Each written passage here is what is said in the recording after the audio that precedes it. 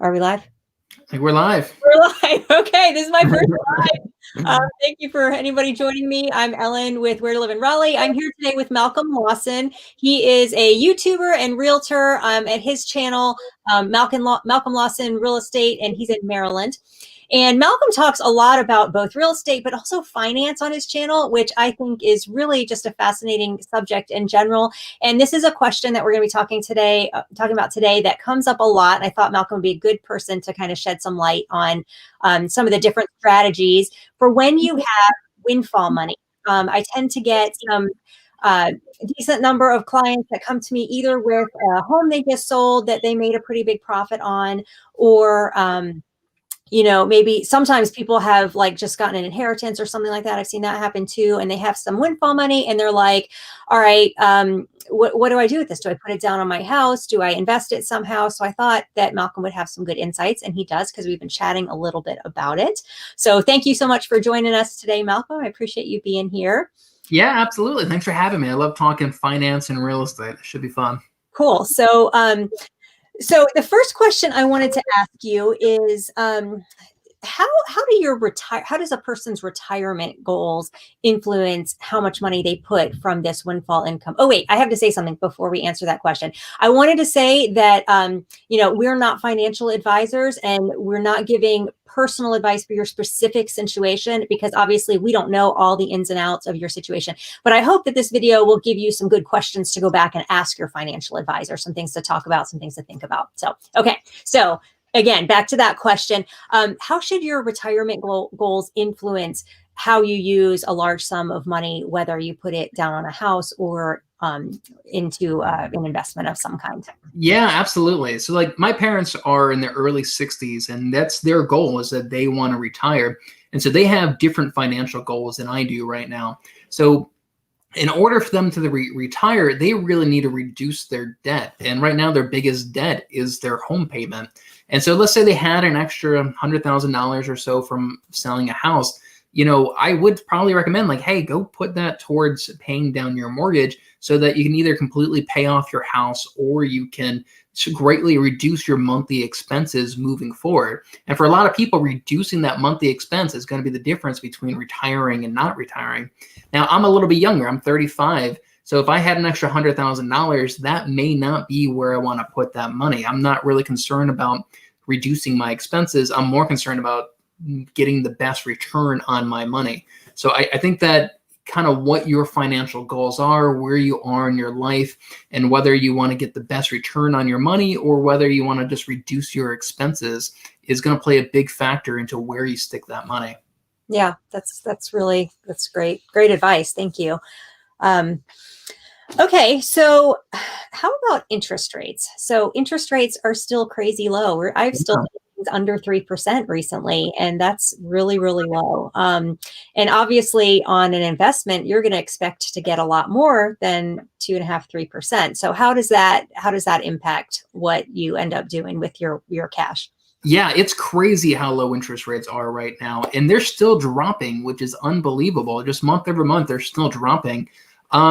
So let's say you had $100,000 and you're thinking, well, I could put that towards my house. And essentially what you're doing then is avoiding, let's say you had a 2.75% interest rate. That's what I got on this property when I bought this a few months ago. So let's say you put that on your house. You're essentially avoiding 2.75% interest on a $100,000 if you put that towards your house. But you could also stick that money somewhere else. You could invest that money. And as long as you're getting better interest on that money, better return on your money than what your mortgage payment is, that's going to be a smart investment to make right there. And so you have to ask yourself, can I invest this money and get a better return than 2.75%? Absolutely, you can. There are tons of investments out there that'll pay you more than that 2.75%. So one of the easiest ones is literally just sticking your money in an S&P 500 index fund. So the S&P 500 is the top 500 most profitable companies in America, and they have an index fund of just those 500 companies. And if you just stuck money in there over the last 20 years, you would have saw a 9% return on your money every single year. So that $100,000 would earn you about $9,000 a year. And that is a far better investment than putting that money towards your house and avoiding 2.75% interest on that money. Right. So absolutely, all day long, I would personally take that money, my personal goals, and invest it in just an index fund, much more than, put it towards my mortgage to avoid this low interest rate.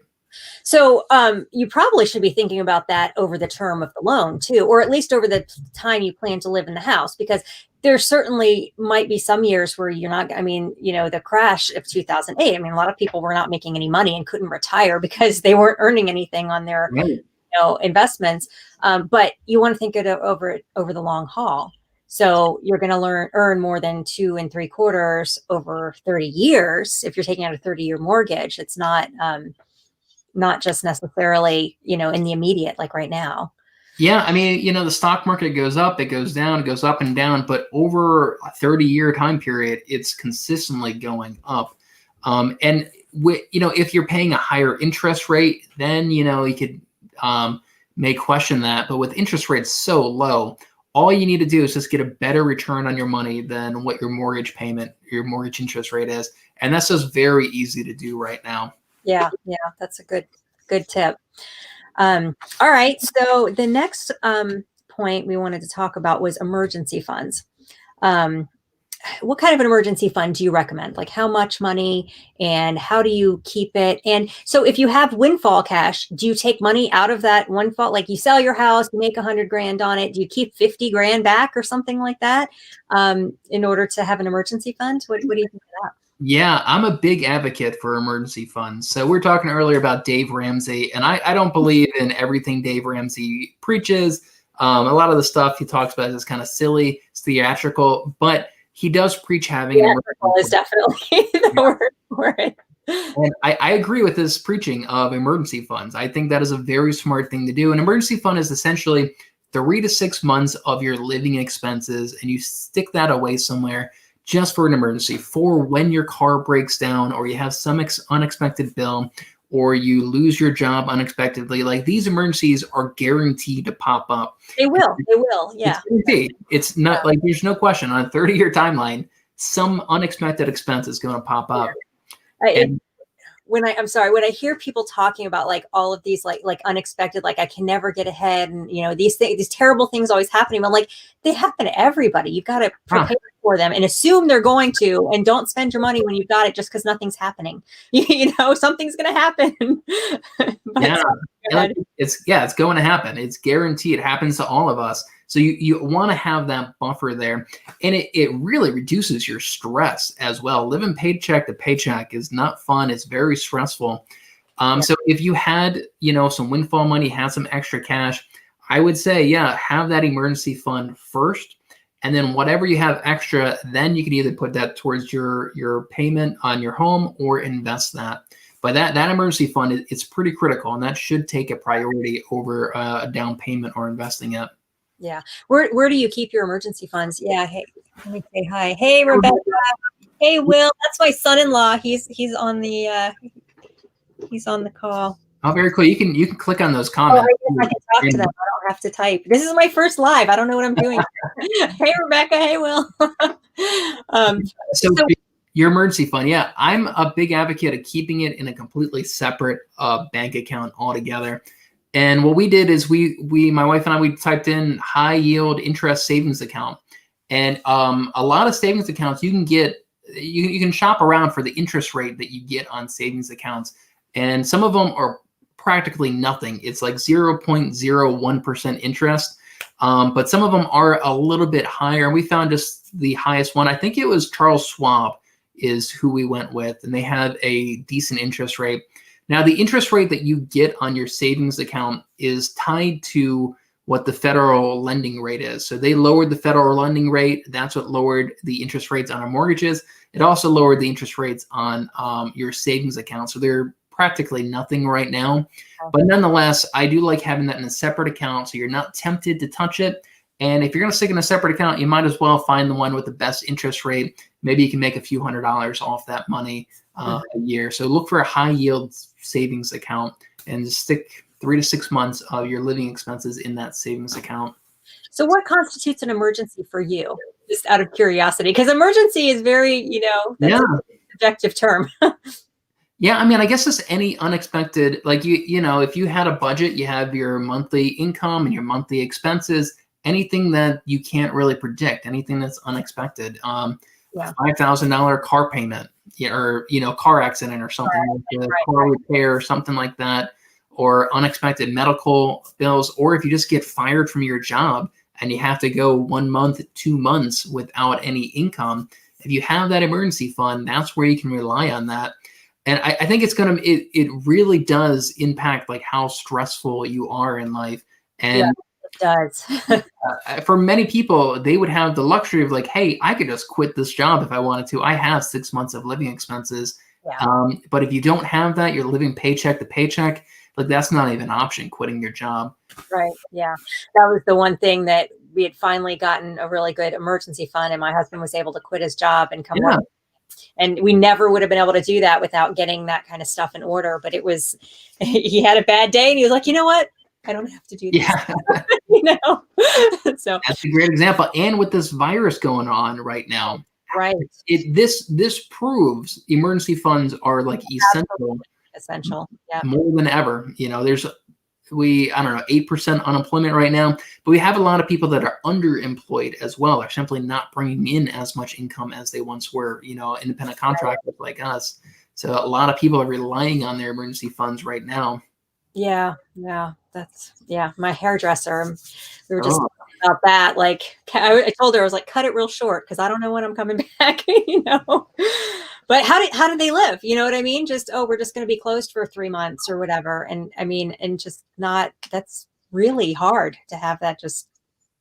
Yeah. I feel bad for a lot of people right now. It's crazy. I don't know how people live. When this whole thing first happened, a lot of states did not say that real estate was the essential service, like Pennsylvania.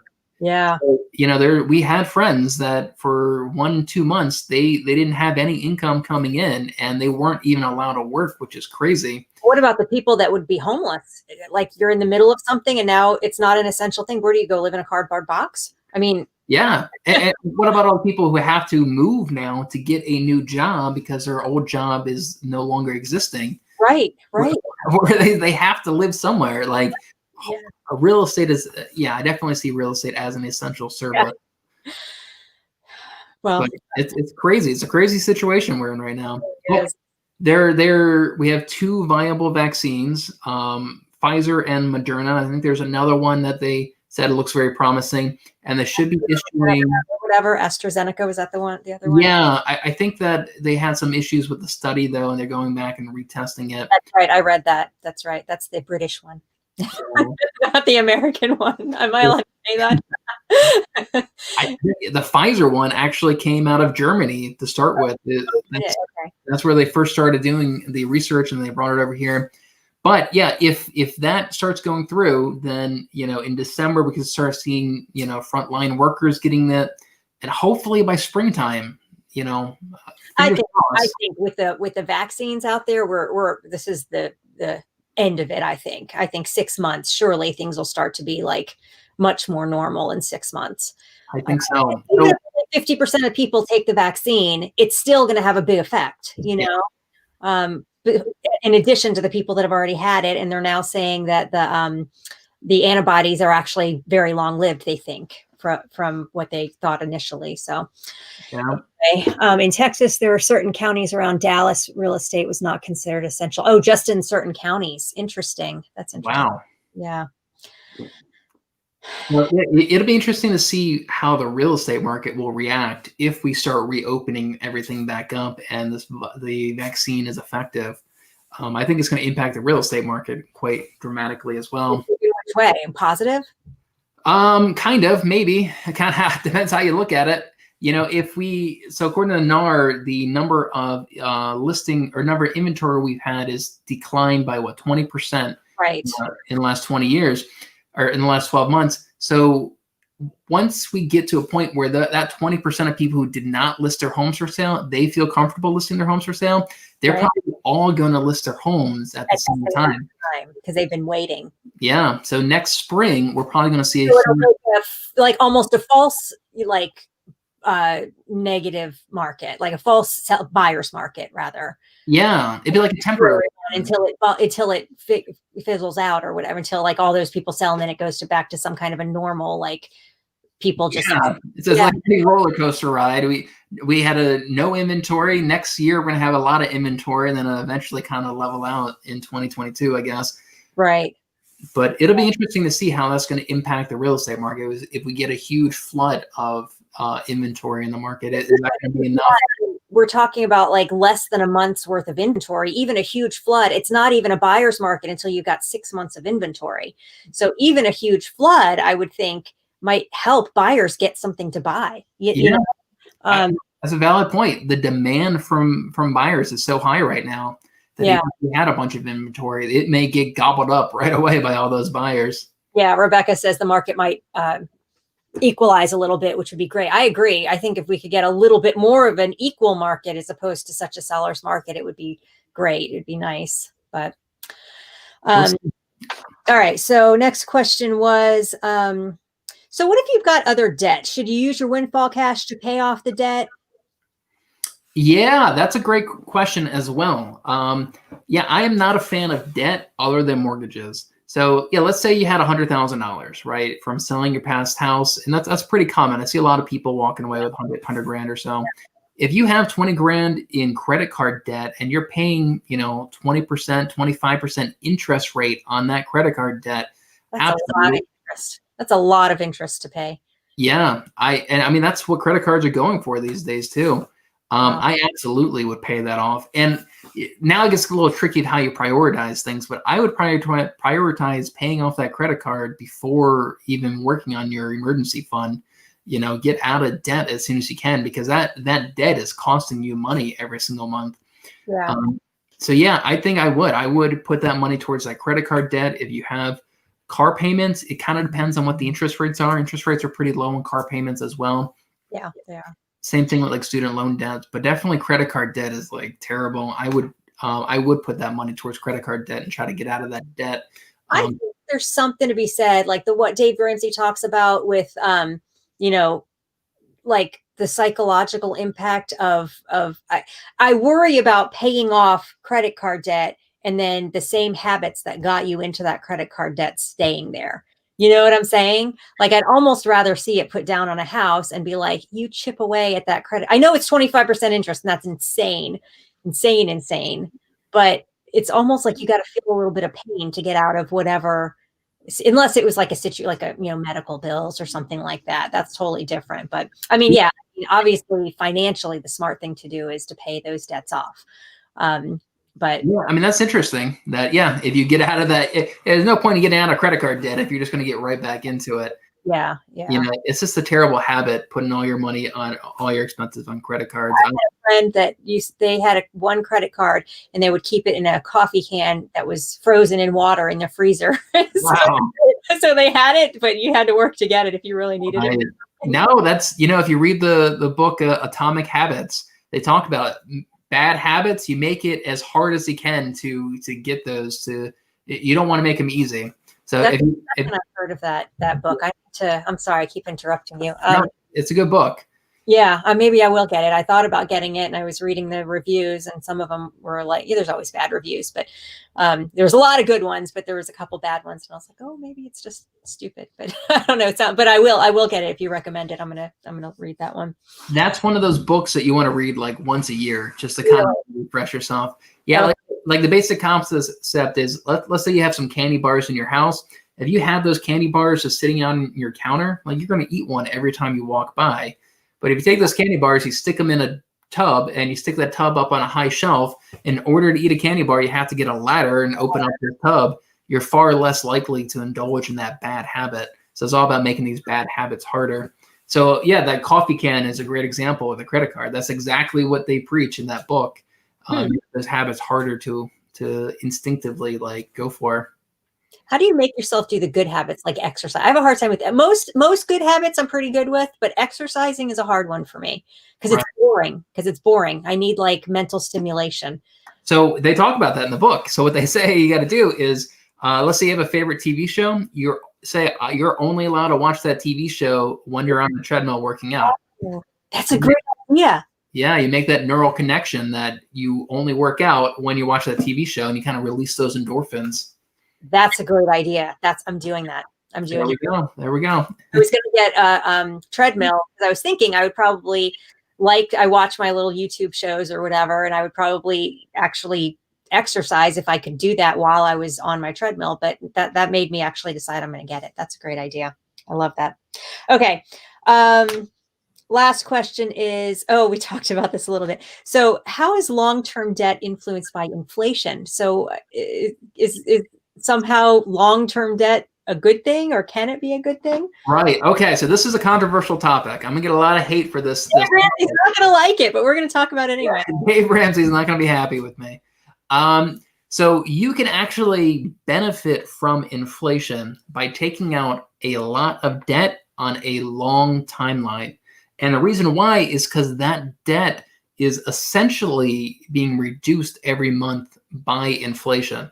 And this is really hard to wrap your head around, but inflation is introduced in our monetary system on purpose to make the value of our money decrease every single year. They do this on purpose to encourage us to spend that money, because we know that money's the Fed, the Federal Reserve.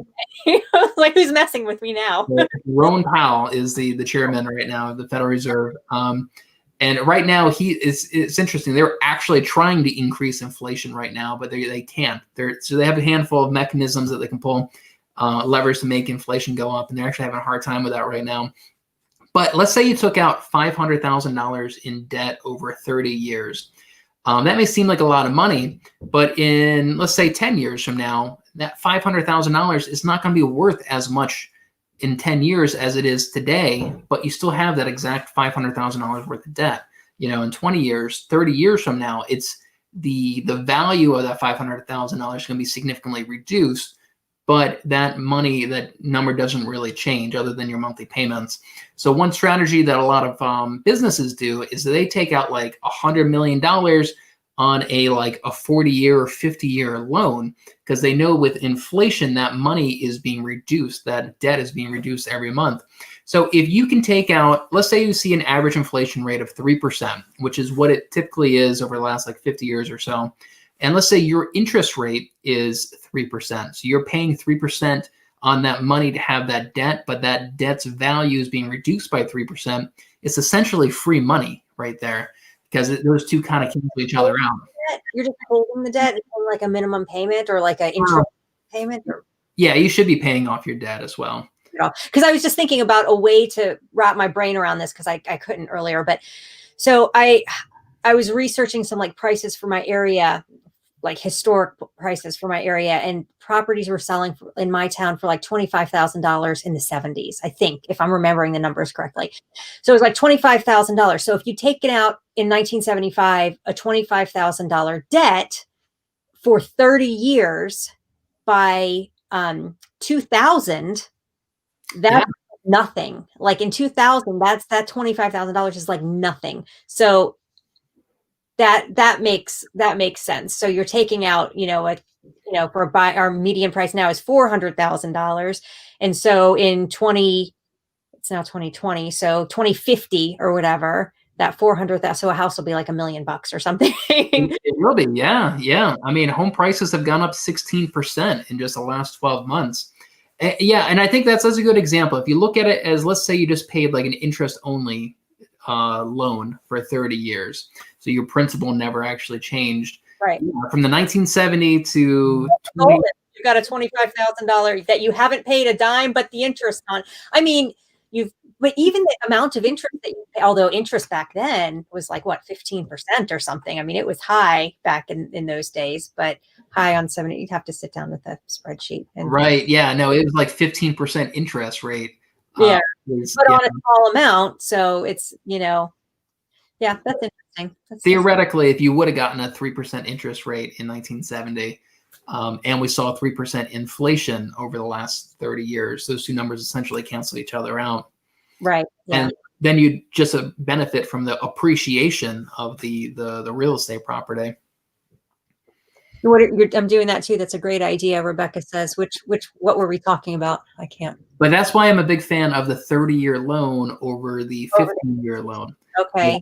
You benefit from the inflation of essentially reducing your debt, and just because you want that debt so that you can invest your money in other assets that appreciate at a better return. Right. Yeah. Yeah. That makes a lot of sense. All right. Well, thank you for visiting us today. That was really good information. It was helpful to me, especially that last bit about the debt. I have to say it freaks me out to take out. We're thinking about moving next year. And it freaks me out, the cost of houses around here compared to what it used to be, just 5 years ago. I'm like, really, we're going to pay that much for a house? And we are, but it freaks me out a little bit, But I mean, so the market's up, so you're selling at the top of the market and you're also buying at the top of the market. So those two things kind of cancel each other out. We could rent a while. Just kidding. Yeah. Wait until we see that big spike in inventory, next spring, next summer time frame. Yeah. Or we're probably not going to sell this. We'll probably hold on to it. Yeah, that's a good idea. But yeah, I mean, home values have increased 16%. So that's crazy amount. I mean, that's like if you had a $400,000 house, you're now paying $60,000 more for that property today than you would have in 2019. That's a lot of money. It's a lot of money. Well, I don't see that personally changing in my area much. Not much. I mean, there's too many people moving here, and even if people start listing their houses, our population has grown so much that we even more desperately need the inventory. So yeah. I just, even if there is a bump in listings, I don't think it'll do much in my area. But yeah, we have a lot of military jobs here and a lot of government jobs here in Maryland. So we have a constant demand for properties as well. So yeah, if we saw a big bump in inventory, it would get gobbled up. Yeah, makes sense. All right. Well, thanks so much for joining us today. Appreciate all the information. If you guys want to check out Malcolm's channel, I will put a link in the comments to his channel when we're done here. And he talks about a lot of finance stuff. You can learn a lot from his channel. So, all right. Thanks for watching, everybody. Y'all have a great day. Bye. Bye, everybody.